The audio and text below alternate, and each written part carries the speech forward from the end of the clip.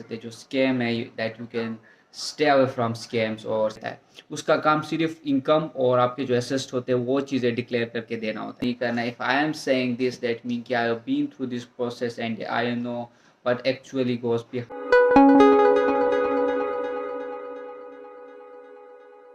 Welcome to my YouTube channel. मेरा नाम है एलिज़ाबेथ। आज की इस वीडियो में हम डिस्कस करेंगे स्कैम्स के हवाले से। हर साल बहुत सारे स्टूडेंट्स के साथ जो एजेंट्स है या फिर जो भी एडमिशन माफिया है वो क्या करते हैं, बहुत सारे स्कैम्स करते हैं।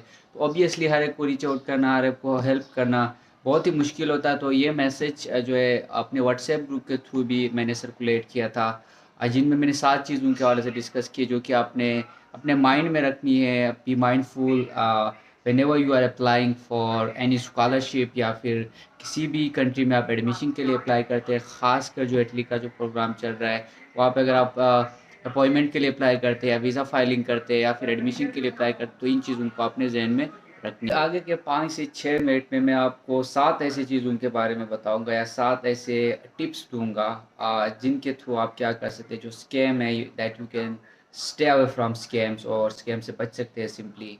तो चलिए वीडियो की तरफ बढ़ते हैं और उन चीज़ों को डिस्कस कर लेते हैं। सबसे पहले जो मोस्टली स्कैम होता है वो सिंपली एडमिशन गारंटी स्कैम होता है, जहाँ पे आपको एजेंट्स होते हैं वो आपको क्या करते हैं, एडमिशन गारंटी देते हैं कि हम आपके लिए एडमिशन करवाएंगे। आपके जो है जिस भी प्रोग्राम में आपने एडमिशन लेना है अब वो करके आपको देंगे और आपसे क्या करते हैं, सिंपली चार्जेस ले लेते हैं। तो एक बात याद रखिए कि जो भी एडमिशन का प्रोसीजर होगा खासकर इटली के लिए, वो एडमिशन सिंपली अप्रैल के मिड तक होगा। मिड के बाद कोई एडमिशन नहीं होगा। अगर कोई एजेंट आपको ये गारंटी देता है कि मिड अप्रैल के बाद हम आपको एडमिशन करके देंगे, तो सिंपली वो आपके साथ क्या कर रहा है, स्कैम कर रहा है। और तो आप इस चीज़ को कंसीडर कर ले कि जिस एजेंट से आप राबिता कर रहे हैं उस एजेंट से सिंपली आप चीज़ें क्या कर ले, क्लेरिफाई कर ले। तो ये केसेस पिछले साल भी बहुत ज़्यादा आए थे कि मिड अप्रैल के बाद बहुत सारे स्टूडेंट्स का जो है फेक एडमिशन लेटर जनरेट करके उनको दिया गया था, जिसकी वजह से जब बाद में वो अपॉइंटमेंट लेने के बाद जब एम्बेसी चले गए तो वहाँ पे पता चला कि दिस इज़ फेक, क्योंकि आपका जो है प्री जो एडमिशन समरी होती है वो भी नहीं आती है, प्री एनरोलमेंट समरी है वो नहीं आती है। एंड देन जब आप एम्बेसी जाते हैं तो फिर वहाँ पे ऑब्वियस बात है कि आपको सिंपली वो उस तरीके से क्या कर सकते हैं, टेकल नहीं करते। दूसरा जो पॉइंट है जो मोस्टली स्टूडेंट ने फेस किया है over the past 2 to 3 years, उसमें है इररिलेवेंट प्रोग्राम्स का। फॉर एग्जांपल ये होता है कि आपकी रिजेक्शन होती है एम्बेसी में भी जब आप वीज़ा फाइलिंग करते हैं, तो वो that is due to irrelevant programs. इसमें यह होता है कि कंसल्टेंट जो है आपको एडमिशन सिक्योर करके तो देते हैं, बट दैट इज़ नॉट आपके उस फील्ड के मुताबिक नहीं होता जिस फील्ड में आप अप्लाई करना चाहते हैं। फॉर एग्जांपल अगर आप इकोनॉमिक्स के स्टूडेंट है तो आपको मेंस में अगर इनरोल करके देते हैं या बिजनेस में आपको इनरोल करके देते, तो that is simply irrelevant program. तो इररिलेवेंट प्रोग्राम को अपने जहन में रख ले तो आप क्या कर सकते हैं, स्कैम से बच सकते हैं। सिंपली कोई भी एजेंट आपको एडमिशन करवा के दे रहा है तो उस प्रोग्राम के हवाले से रिसर्च कर ले कि as that program simply related to आपने जो कोर्स स्टडी किया है उसके रिलेटेड है कि नहीं। अगर रिलेटेड नहीं है तो सिंपली आप इस चीज़ को कंसीडर कर ले, अगर रिलेटेड तो that is well and good, आप आगे प्रोसीड कर सकते हैं। लेकिन आप for the past 2 to 3 years we have seen that कि जो कंसल्टेंट है वो सिंपली जिन प्रोफेसर्स के साथ या फिर जिन यूनिवर्सिटीज़ के साथ इनका सिंपली एक साइन होता है एमओयू, वहाँ पे वो क्या करते हैं, आपको सिंपली स्कैम वाला पार्ट आपके पास आ जाता है, वो आपको स्कैम कर देते हैं और आपको जो उनके लिए फिजिबल होता है उस प्रोग्राम में आपको एनरोल कर देते हैं। फेक सीवी या फिर जो स्मार्ट मोटिवेशन लेटर होता है, that can simply like you can secure admission through fake CV आप जनरेट करते हैं या फिर स्ट्रॉन्ग मोटिवेशन लेटर आप डिफरेंट एजेंट से जनरेट करवाते हैं, एजेंट से लिखवाते हैं और उसके थ्रू क्या करते हैं, आप सिंपली एडमिशन सिक्योर कराते हैं। लेकिन इससे वीज़ा नहीं मिलता, इससे वीज़ा में बहुत सारे इश्यूज आते हैं। ये जो है ना इलीगल इमिग्रेशन जो रिस्क होता है उसके अंडर में आता है। सो आप जो है अपना सीवी जो भी आप यूरोपास सीवी बनाते हैं, कीप दैट इन माइंड कि आप अपने जितने भी आपके एक्सपीरियंसेस है वही ऐड करें और फेक जो आप एक्सपीरियंसेस वगैरह ऐड करते हैं तो उन चीज़ से आपको क्या करें, खुद को दूर रखें। And smart motivation letter obviously help out तो करता है लेकिन इतना स्मार्ट भी नहीं होना चाहिए। बस आप चीज़ों को खुद लिखेंगे तो आपको आइडिया होगा कि किस चीज़ की कितनी इंपॉर्टेंस है। तो always do your own research और किसी एजेंट्स पे आपने सिंपली भरोसा नहीं करना है इन दिस केस। तीसरा जो पॉइंट है वो सिंपली आपके पास है, टैक्स लायर का काम सिर्फ टैक्स रिटर्न का होता है, ये बात याद रखें। जो टैक्स लायर होता है, अगर आप टैक्स कंसल्टेंट से आप रब्ता करते हैं फॉर द टैक्स रिटर्न्स, और आपको वो क्या करते हैं, स्कॉलरशिप या दूसरी चीज़ों के हवाले से पेपर्स बना के देता, that is simply a scam. तो टैक्स कंसल्टेंट होता है वो सिर्फ आपके जो इनकम होते हैं या फिर आपकी जो लैंड एसेट्स वगैरह होते हैं उनके हवाले से आपका क्या होता है, वो चीज़ें आपको डिक्लेयर करके देता है। उसका काम सिर्फ इनकम और आपके जो एसेट्स होते हैं वो चीज़ें डिक्लेयर करके देना होता है। इफ़ ही इज़ ऑफरिंग कि वो आपको एडमिशन करा के देगा या फिर स्कॉलरशिप क्या करेगा, अवेल करके देगा, तो दैट इज़ सिंपली फेक। वो आपके साथ स्कैम कर रहा है, इस चीज़ को अपने जहन में, क्योंकि ये अवधि 2 to 3 years ये स्टूडेंट्स के साथ हुआ है। And we have seen that जो टैक्स लायर होता है वो पैसे ज़्यादा लेके आपको कहता है कि मैं आपका एडमिशन भी करा दूंगा, और वो बाद में फिर उस तरीके से आपका एडमिशन नहीं करा सकता। जो फोर्थ पॉइंट है that is simply misguidance is real ना। Every year I see student getting misguided by consultants, liars, and others admin simply. तो always do your own research and जब आप खुद रिसर्च करेंगे तो you will come up with a different kind of ideas, different kind of ways to tackle different kind of problems. तो अपना research करना बहुत ज़रूरी है। आप एडमिशन के लिए अप्लाई कर रहे हो या फिर आप जो है अपॉइंटमेंट के लिए अप्लाई करो या वीज़ा फाइलिंग करो, तो always do your own research. और किसी कंसल्टेंट या फिर किसी भी बंदे पे आपने सिंपली भरोसा नहीं करना। If I am saying this that mean कि I have been through this process and I know what actually goes behind, and आपने किस तरह से अपनी चीज़ों को लेके आगे चलना है। So if you really want like if you don't want to play with your career and if you want a bright future, then you must do your own research and you don't need to trust any consultant. जो पांचवा point है, the fifth point is simply जो आपके charges होते हैं।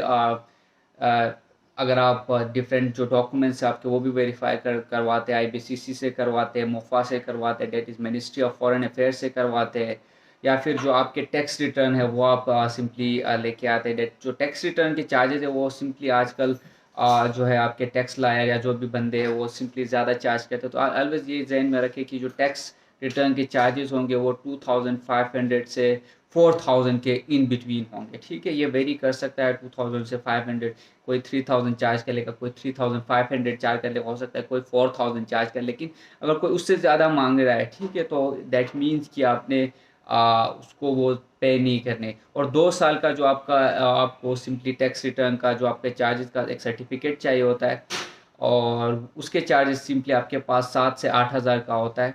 और अगर कोई आपसे ज़्यादा मांग रहा है, दैट मीन आप सिंपली आपने खुद रिसर्च करना पड़ेगा इस हवाले से कि आप किसके थ्रू किससे रब्ता कर रहे हैं। ऑथेंटिक बंदे से रब्ता करना आपके पास क्या हो सकता है, आपके लिए बेस्ट हो सकता है। तो always do your own research, और हमेशा ऐसे बंदे से बात कर ले, ऐसे बंदे को अप्रोच कर ले जो आपको सिंपली ये तमाम डॉक्यूमेंट्स रियल वे में और एक लो कॉस्ट बजट में आपको करके दे सकता है। सो इसके चार्जेस 7 से 8000 होंगे। कोई आपसे 20,000 30,000 जो कि पास्ट 2 to 3 years में डिफरेंट स्टूडेंट से चार्ज किया गया है, अगर इतनी चार्ज कर रहा है कोई बंदा आपके पास, टैक्स लायर जो होता है वो चार्ज कर रहा है, तो इसका मतलब ये है कि है स्कैमिंग यू, और आपने इस चीज़ के ऊपर खुद रिसर्च करनी है और सिंपली उसको इसी तरीके से जवाब देना है। ये मैं अपने एक्सपीरियंस के थ्रू बता रहा हूँ कि जो इंश्योरेंस का स्कैम होता है वो बहुत सारे स्टूडेंट के साथ 2024 में हुआ था। लाइक जो इंश्योरेंस के लोग हैं जो आपको इंश्योरेंस या फिर एकोमोडेशन के जो डमी टिकट्स है वो बना के दे देते। दैट इज़ सिंपली कि आप ऐसे बंदे को अप्रोच करना है जो सिंपली ऑथेंटिक हो, जो आपको ये चीज़ें एक इजी या बेस्ट वे में करके दे दे। इससे ये होता है कि ये जो इंश्योरेंस आपके पास स्कैम होता है, इसकी वजह से आपके वीज़ा के ऊपर बहुत ज़्यादा इफेक्ट होता है, क्योंकि आपके पास एक एकोमोडेशन के आपके पास टिकट्स नहीं होंगे, इंश्योरेंस का आपके पास कोई सर्टिफिकेट नहीं होगा, तो सिंपली आपका वीज़ा क्या होता है, रिजेक्ट होता है। सो 500 या फिर 1000 या फिर 1500 या 2000 बचाने के चक्कर में ऐसे बंदे को अप्रोच ना करे जो आपको सिंपली वो चीज़ बना के नहीं दे रहा है, वो चीज़ प्रोवाइड नहीं कर रहा है, जिससे आपका सिंपली वीज़ा के जो रेशो है वो बढ़ सकते। सो जब भी कोई आपको इंश्योरेंस करवा के दे देता है, कोई किसी भी कंपनी के थ्रू इंश्योरेंस हो सकता है, 4 से 5 कंपनीज़ है, तो उन कंपनीज़ के थ्रू अगर आपको सिंपली वो इंश्योरेंस करवा के दे देते हैं, तो आपने सिंपली क्या करना है, you just need to verify that from company's website. Once you verify that from company's website, you are good to go and to apply for the appointment या फिर स्कॉलरशिप्स या फिर वीज़ा फाइलिंग। तो आप simply अगर आप उसको verify करेंगे on the company's website, that is good for you and that is good for your future. Always do your own research when it comes to insurance, क्योंकि insurance की वजह से बहुत ज़्यादा स्टूडेंट्स के जो सिंपली वीज़ाज है वो रिजेक्ट हो गए। एंड दैट इज़ ये सिंपली मैंने भी फेस किया है जब मैंने सिंपली एक कंसल्टेंट को सिंपली अप्रोच किया, जो इंश्योरेंस के जो बंदे होते हैं उनको अप्रोच किया, तो उन्होंने मुझे फेक लेटर जनरेट करके दिया था। और दैट इज़ सिंपली मेरी खुशकिस्मती थी कि I approach one of my senior and he guided me through this process कि ये होता है। And then I just went to the company's website, और जब मेरे कंपनी के वेबसाइट पे चेक किया तो I didn't find anything there.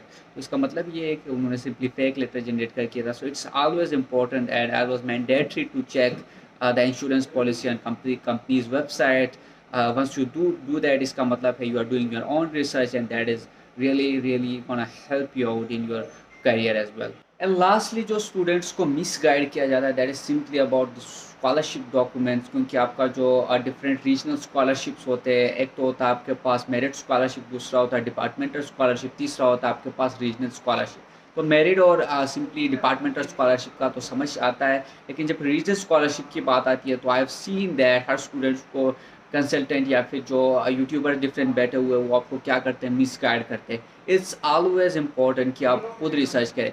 जो भी स्कॉलरशिप्स के डॉक्यूमेंट्स होते हैं वो हर साल क्या होता है, चेंज होते हैं। मोर और लेस क्या होता है, डॉक्यूमेंट्स, कुछ डॉक्यूमेंट्स आपके पास होते हैं वो क्या होते हैं, सेम रहती है, जिनमें आपके पास प्रॉपर्टी सर्टिफिकेट हो गया, इनकम सर्टिफिकेट हो गया या फिर फैमिली रजिस्ट्रेशन सर्टिफिकेट हो गया, एफआरसी हो गया, ये 3 डॉक्यूमेंट्स आपके पास हमेशा मैंडेटरी होती है। लेकिन जो अदर डॉक्यूमेंट्स होती है वो फ्लक्चुएट करती रहती है, फॉर एग्जांपल चेंज होती रहती है, जिनमें अमेंडमेंट्स आती रहती है। So always do your on research. जब भी स्कॉलरशिप्स की अनाउंसमेंट होगी तभी पता चलेगा। ये उससे पहले जो स्टूडेंट किसी यूनिवर्सिटी में भी पढ़ रहा है, उस यूनिवर्सिटी का जो स्टूडेंट होता है उसको भी पता नहीं होती है। डिफरेंट कंसल्टेंट जो होते हैं वो यूनिवर्सिटीज़ के साथ इन कांटेक्ट होते हैं, उनको भी पता नहीं होता है जब स्कॉलरशिप की अनाउंसमेंट होगी, क्योंकि ये एक रीजन का एक गवर्नमेंट के वेबसाइट के थ्रू ये स्कॉलरशिप की अनाउंसमेंट होता है। रीजनल स्कॉलरशिप सिंपली एक गवर्नमेंट के अंडर में आती है, ये गवर्नमेंट आपको प्रोवाइड कर रही होती है। जो डिज़र्विंग कंट्रीज़ होती है, लो इनकम कंट्रीज़ होती है, उनको प्रोवाइड कर रहे थे, वहाँ से जितने भी स्टूडेंट्स आते हैं उनको दिए जाते हैं। सो ये इनमें अमेंडमेंट्स आती रहती है और ये चेंज होते रहते हैं इनके डॉक्यूमेंट्स। सो आपने सिंपली किसी के ऊपर यकीन नहीं करना अनटिल अनलेस उनकी ऑफिशियल वेबसाइट पे डॉक्यूमेंट्स की वेरिफिकेशन नहीं आती या फिर ये लिस्ट जनरेट नहीं करते कि ये डॉक्यूमेंट्स आपको चाहिए होते, तब तक आपने सिंपली किसी के ऊपर भरोसा नहीं करना। और जो मिसिंग डॉक्यूमेंट्स होते हैं, फॉर एग्जांपल अगर आपको कोई मिस गाइड करता है, ये बहुत सारे स्टूडेंट के साथ होता है, अभी कोई मिस गाइड करता है तो आपके डॉक्यूमेंट्स सिंपली इनकम्प्लीट होते हैं, जिसकी वजह से आपको स्कॉलरशिप नहीं मिल पाती। वंस आपको स्कॉलरशिप नहीं मिलती तो सिंपली आप वहाँ पे जाके स्टडी नहीं कर सकते, क्योंकि विदाउट स्कॉलरशिप कोई भी स्टूडेंट लो इनकम कंट्रीज़ या फिर जो डेवलपिंग कंट्रीज़ है वहाँ से जाके इटली में या यूरोपियन कंट्रीज़ में स्टडी नहीं कर सकता। That is real, that is fact. तो इसी तरह आपने खुद रिसर्च करनी है, do your own research and always try to be authentic, be specific about what you are going to find out and who is the person you are going to contact and how you are going to deal with that person. So ये चीज़ें आपने अपनी जहन में रखनी है। अब चीज़ें जो मैंने अभी आपके साथ डिस्कस की, इसके अलावा भी बहुत सारी चीज़ें जिनको आपने जहन में रखनी है। तो जब आप रिसर्च करेंगे चीज़ों के बारे में आपको खुद पता होगा और आप इन चीज़ों को और क्या कर सकते हैं, फ्लोरिश या इन डेप्थ जाकर स्टडी कर सकते हैं कि कौन कौन सी चीज़ों का आपने ख्याल रखना है, माइंडफुल रहना है while applying for admission, while applying for scholarship, while applying for visa, while applying for appointment। ये तमाम चीज़ें आपने सिंपली क्या करनी है, अपने माइंड में रखनी और बी माइंडफुल अबाउट दीज। सो जितने भी स्टूडेंट्स ने हमारे चैनल को सब्सक्राइब नहीं किया है वो अब हमारे चैनल को सब्सक्राइब करें। वीडियो को लाइक नहीं किया तो वीडियो को लाइक ज़रूर करें और ज़्यादा से ज़्यादा शेयर कर लें, ताकि वो स्टूडेंट जो डिफरेंट यूनिवर्सिटीज़ में अप्लाई करें और जो जिनके साथ स्कैम हो रहा है वो स्कैम से बच सके और अपना जो करियर है उसके हवाले से क्या करें, आप माइंडफुल रहे। So thank you so much for watching out this video.